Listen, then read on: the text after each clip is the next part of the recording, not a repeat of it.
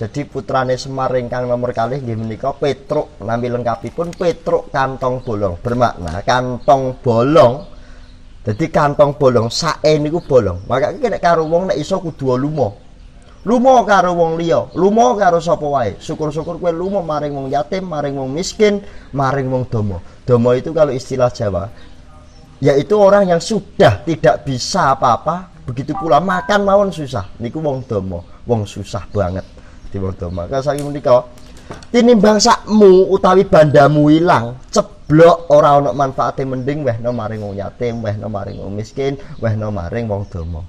Jadi Petruk Kantong Bolong menika ngajak supaya lumo. Jadi kalau kamu sudah bersedekah, belajar ikhlas.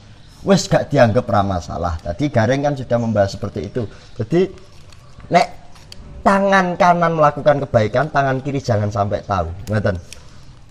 Jadi belajar ikhlas kados dene bumi bendina jenengan gene, bendina jenengan yeki, bendina jenengan jongoki, tapi bumi tidak ada rasa pamrih dan minta imbalan apa-apa terhadap panjenengan. Begitu pula hari, dinten menika jenengan geni, dinten menika jenengan nggih turu, dinten menika nggih jenengan makarya, dina menika panjenengan kagem ngucal sak piturutipun, paling ora awak dhewe niku tansah syukur lan tansah matur nuwun ana ing ngersane makhluke Gusti Allah.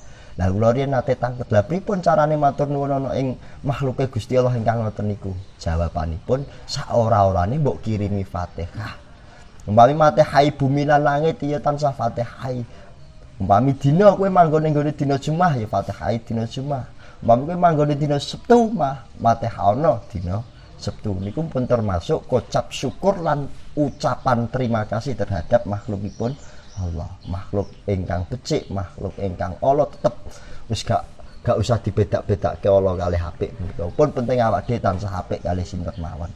Jadi lakukanlah kebaikan. Pokoknya intinipun dari punakawan itu lakukanlah kebaikan. Petruk itu melambangkan bahwasannya dikongkon lumo mila kantonge bolong. Jenengan tansah dana weweh maring sapa wae, aja pandang sugih miskin serta dama. Maka sak dhuwur-dhuwure jabatan kudu mbok simpen ning gone lemari barat kowe nyimpen busana. Mila tenggenipun Jawa itu ada sing namine blangkon. Blangkon menika pundunge teng nguri. Maknane najan to Sugiya Mas Picis Raja Prana kudu bisa mbok delikna ning nguri. Wong sing derajate dhuwur menika ngoten. Wong sing unggul, wong sing mulya wonten ing ngersane Gusti Allah menika pekados mekaten. Mila saking menika kita itu harus belajar supaya kita itu jangan terus menuruti nek panjenengan wong sugih ngetokke sugih. Sebab wong kondang, wong sekti, dawuh para sepuh niku ngendikake wong iso diukur kondang sebab telung perkara. Siji iso ndelike kemlaratane, saengga wong liya ngira nek kowe iku ora tau njaluk-njaluk maring sapa wae. Dene kaping loro nggih menika kowe iso ndelike amarahmu. Iso ndelike amarahmu saengga wong liya ngira yen awakmu iku tansah legawa. Tansah legawa maring apa wae. Dene kang kaping telu bisa ndelike susahe saengga wong liya iku ngira yen awakmu iku tansah bungah saben dina. Lha wau sampun kula sangkut bilih punakawan nika tutuke mesem sedaya bungah terus mawon. Awak dhewe urip ning donya aja sampai ngersula nggih monggo tapi sebatasnya saja. Atur mbah nuwun. Assalamualaikum warahmatullahi wabarakatuh.